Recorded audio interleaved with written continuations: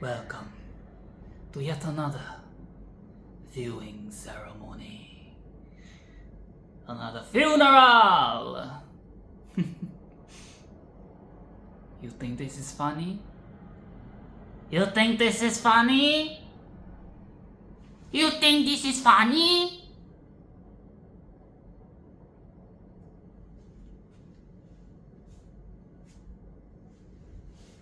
Vernier Scalloper. Yes, I have watched Hotel Transylvania too. Because I gave in to the temptation. I wanted the drama, I wanted the family drama, I wanted to... I wanted the soap opera for kids vibes.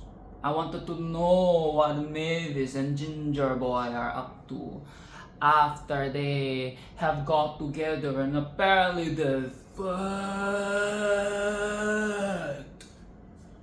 Yeah!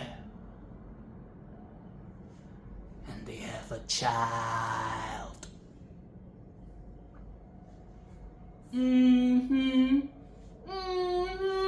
They have a child now. They have a baby. And he's a chibi.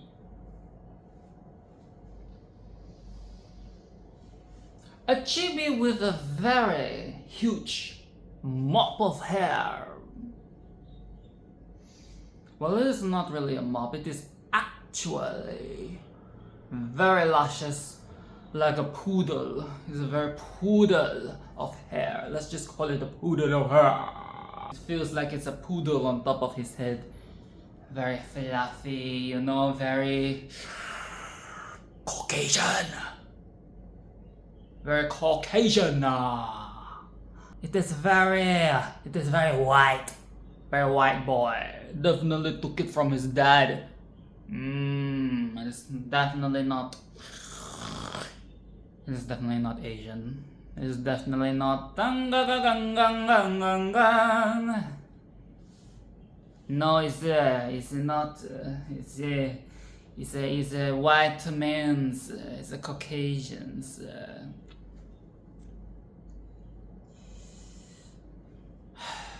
Well, the struggle is real, okay? The struggle is real because I was struggling to find the words to put in my notes because, like the very first one, there is a lot of filler, there is a lot of bad jokes, there is a lot of cheesy puns, lots of things that really pander to the children of the normal mind, you know, not the type of children with a very high IQ. No. It does not pander to the geniuses. It panders to the average kid. The average Joe, average Jane, average Dave.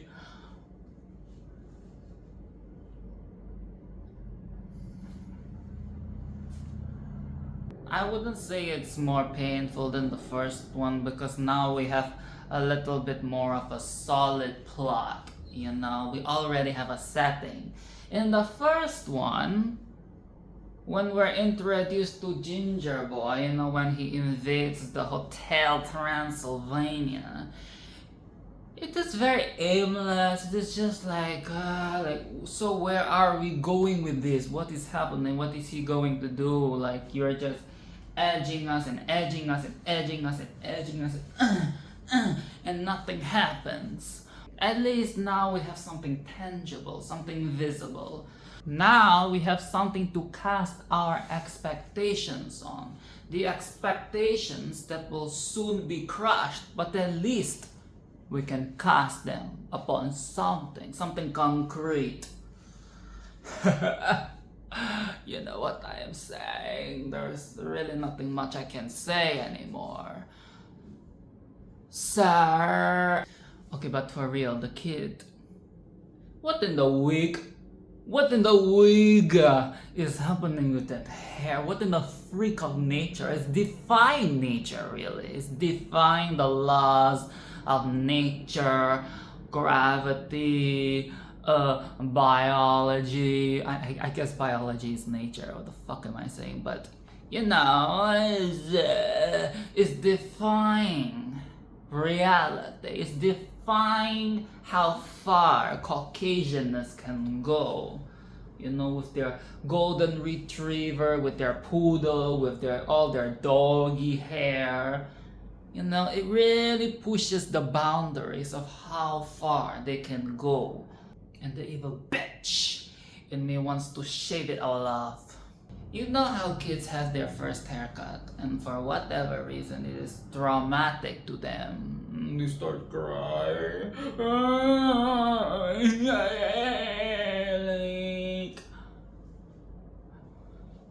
I know, you're probably thinking, but you probably cried as well when you got your... No, okay, no. I can tell you that I did not cry, okay? When I sat on that barber chair for the first time. No, I did not cry, okay? I did not cry. I thought I probably was a bit stiff and awkward and maybe moved a bit, but I did not cry. In fact, I never cried when I went to the barber. So you can fuck off! I have the right to judge. But yes, I want to shave it all off just for funsies, just to fuck around and find out. And I'm also thinking, did that baby come out of Mavis's pussy already with a full head of hair? Because knowing these cartoon films, it is not unlikely that would be the case. I wish they showed the birth. Like some pictures or like a visual of Mavis giving birth. I want to see it. I want to see the baby come out, and I want to see the full head of hair, just to know in my heart, just so that I can sleep at night knowing that it is a freak of nature. And you know why? Because it's a human and vampire baby. Of course something fucked up is going to happen. So Mavis and Gingerboy's son is called Dennis. And Dracula wants Dennis to be a vampire so bad, like so bad. He even calls Dennis Denisovich. Oh. Just like the first film, it is very boring at the start. It's just setting the film, laying the scene, and not going to lie, I do like it when they move on to the road trip, because Mavis and Gingerboy are going back to his hometown to be with his parents and family. And while they're away, Dracula decides to take Denisovich on a road trip. And this is not just any road trip, okay? This is not just any road trip. He plans to make Denisovich a vampire. He wants Denisovich to have a vampire awakening. Because the fangs, his fangs are not out. And Dracula just cannot accept the fact that Denisovich might actually just be a human.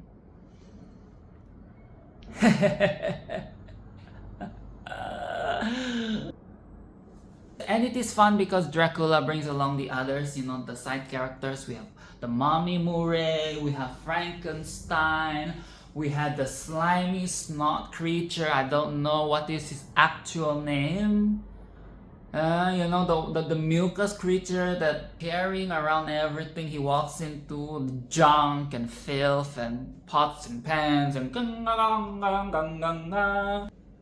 who am I missing? Oh, the wolf guy, the bad wolf, the one who has a lot of children because he and his wife like to fuck. They fuck a lot, they fuck all the time, so they have a litter.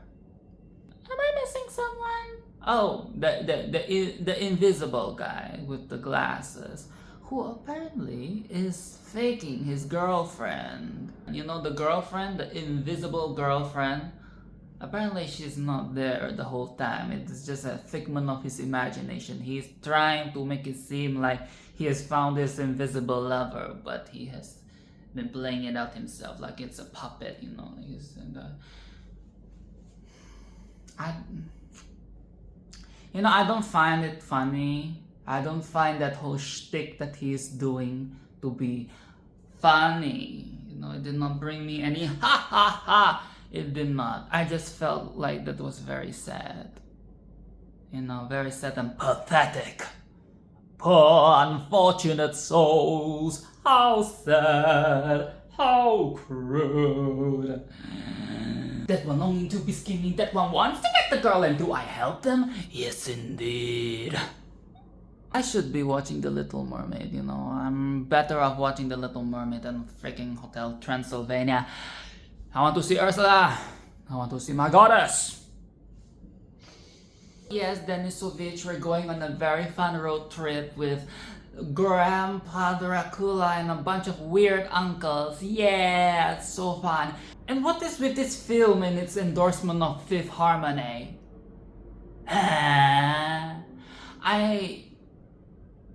They already have a theme song, but no, that is not enough. We have to play Give It To Me, I'm Worth It.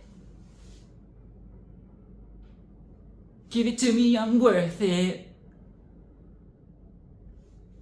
I fucking hate that song, okay? I fucking hate that song. I hated it back in 2015 and I still hate it, okay? I do not want to hear that. Give it to me, I'm worth it.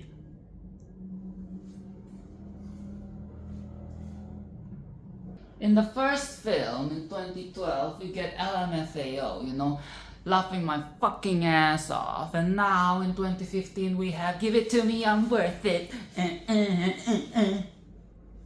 So due to the fact that the monsters and the humans are living in harmony now, the humans are no longer afraid of the monsters, okay?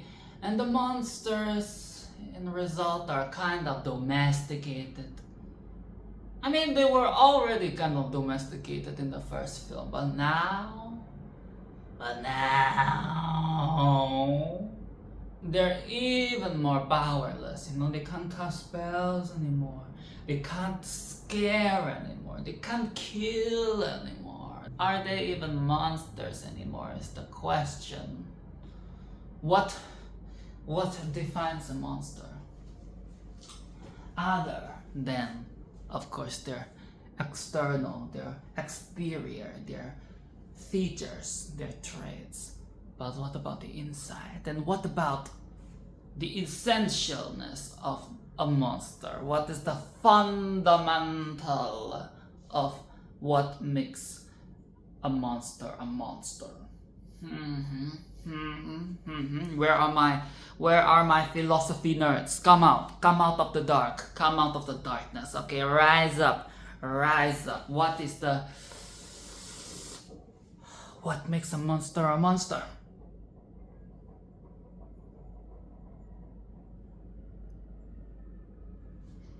That's right. I don't fucking care. What is that part when Dracula twists the invisible guy's nipples because he kept laughing, and Dracula got annoyed, so he did twist the nipple, like twist the nipples. The last time I checked, I thought this was a kids show. Is that part of the joke? Because the invisible guy is invisible, so you don't actually see the nipples getting twisted. You just kind of understand or imagine. Like, do kids realize that is the nipples? Because now the kids are going to go and twist the other kids' nipples. They're going to start I don't know if you remember, but I mentioned briefly that kids like pain. They like to pretend like they like pain, or maybe they do, but you know, when they do I like it. I like it. Now they're going to start doing that, and they're going to be like, I like it.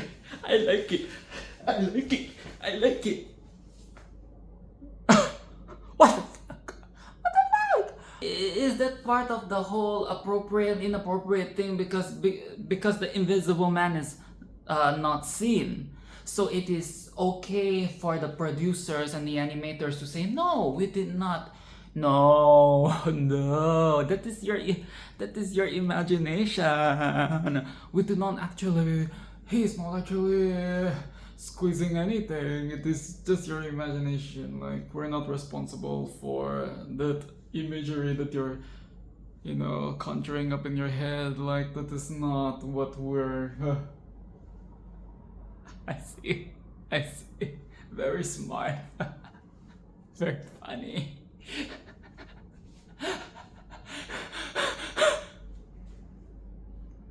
What next? What next? Are they going to do cock and ball torture next? Is that going to be okay because they're invisible? So let's start.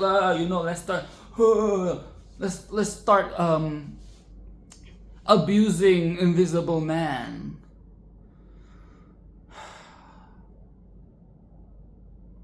It is very inappropriate.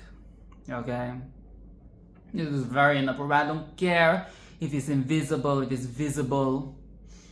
It is very inappropriate. And I know I don't like kids, but if I have kids, I do not want them to be seeing that. Okay? To be seeing that. What if my kids do that to me?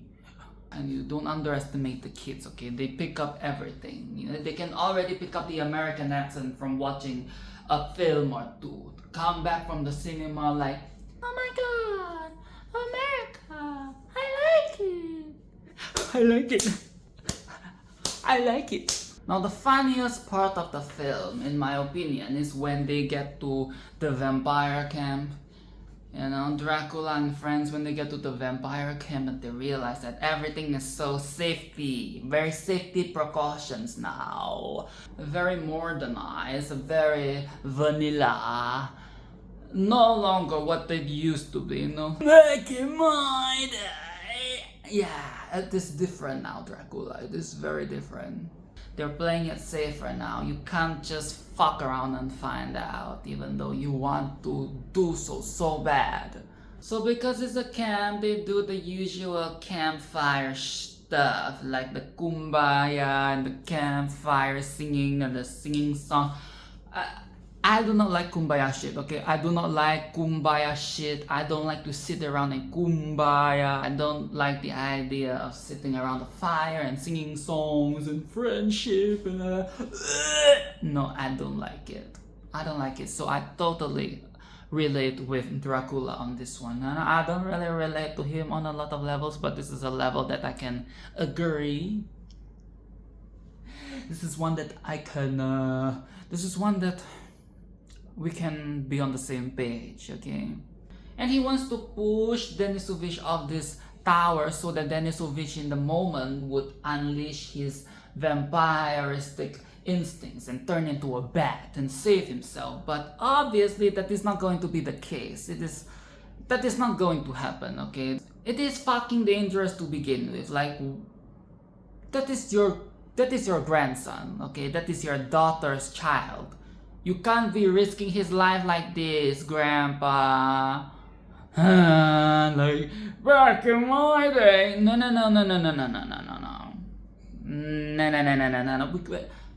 You know how much Mavis loves that boy. You can't be fucking around and finding out like that. No, it's not right. You cannot do that. Actually, it's bad. And why are you making your friends climb up the tower with you? Do you see how big they are? The tower is already so precarious. It is going to fall any moment. And you see these blumbering boobs climbing up. Oh, this is a recipe for disaster. And Dracula, easy for you to do so because you're the only one here who is able to fly. Everybody else, if the tower falls, they're all going to collapse with it. They're all going down with it. They're not turning into bats and chickens and pigeons and swans and flamingos. This tower itself is it reminds me of, the type of nightmares that you would get when you climb to a very high place for no fucking reason. You know those dreams where you would be climbing, you would be scaling it is not even a mountain or a building, it is like a scaffold. Sometimes it is literally a scaffolding. Like, why the fuck am I climbing up here? Am I building something? Am I a construction worker? Because it doesn't look like it. And I don't remember having a hat or a harness. There is definitely no harness on my body.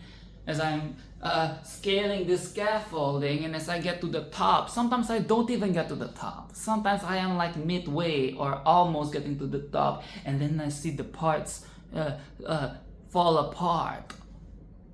Like dominoes, cascading, and no, I'm not going to do that. But you, and then you fall.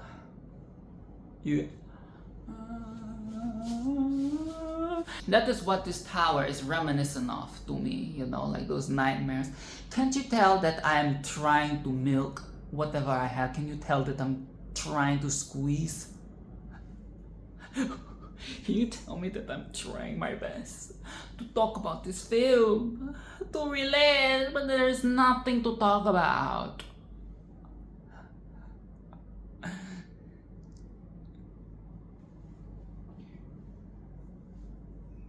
So Denisovich almost dies because he did not turn into a bat, and Dracula has to save him from the brink of death.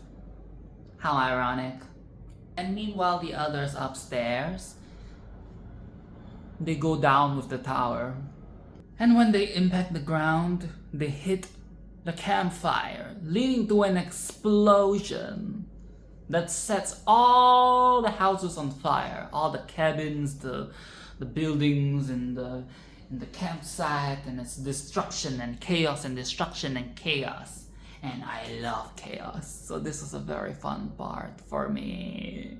I love this part, and this was a rare moment that I laughed. It was when Frankenstein was running around like a headless chicken on fire, and the other two are chasing after him, and mommy is like, "Stop, drop and roll! Stop, drop and roll!"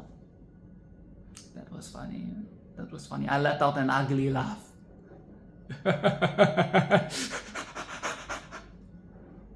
Not like that, but a genuine ugly laugh that I can't bring myself to do it now, because then it wouldn't be genuine anymore. It wouldn't be sincere, and it wouldn't be raw and real. It wouldn't be convincing, believable. So yes, that was a funny part. I like the chaos and destruction. So blah blah blah, Mavis finds out that her dad has been lying. You know, he's sending her away to the human world so that he can attempt to make Denisovich a vampire. And she's not happy. She's, once again, Dad has hurt his own daughter. She's hurt. She gives us a very powerful read. And she says, "Maybe you've let humans into your hotel, Dad, but I don't think you've let them into your heart." Bitch! Dude! Yes, that was... She ate. She ate. She ate. She ate. Okay, she ate. Okay, I see you, Mavis, I see you. I see you, Selena Gomez, I see you. And you know what else? I hear you. I think Selena's voice acting is a bit better in the second one. Perhaps the kid, perhaps the kid was the key to bringing that liveliness out of Selena, bringing the liveliness out of Mavis, that motherhood, okay, that love, that excitement that was sort of lacking in the first film. I must commend Selena on that.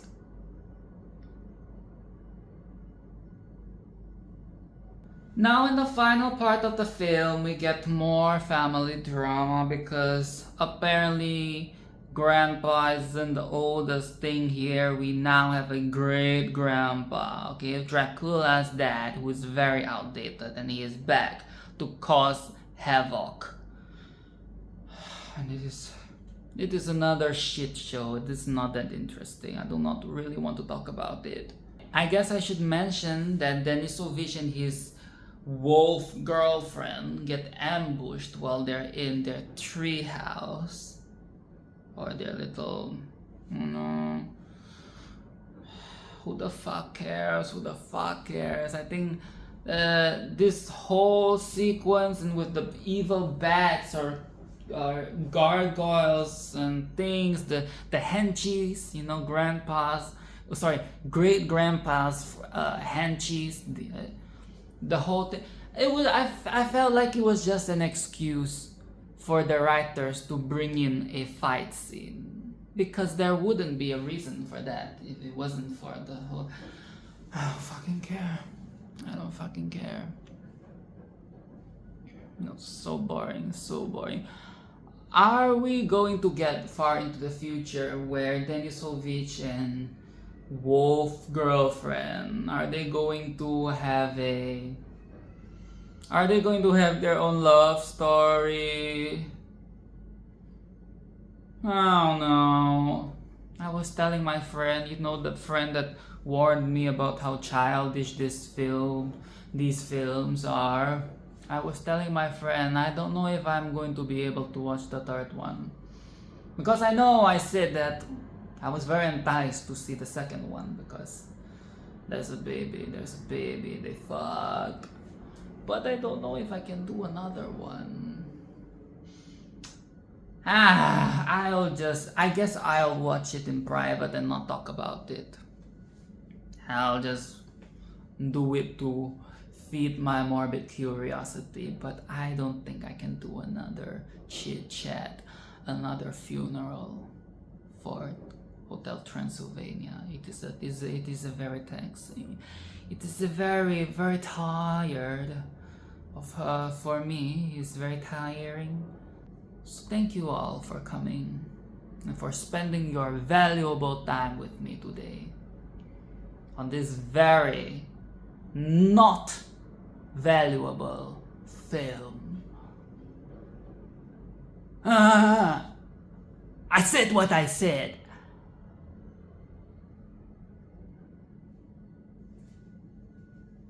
Now,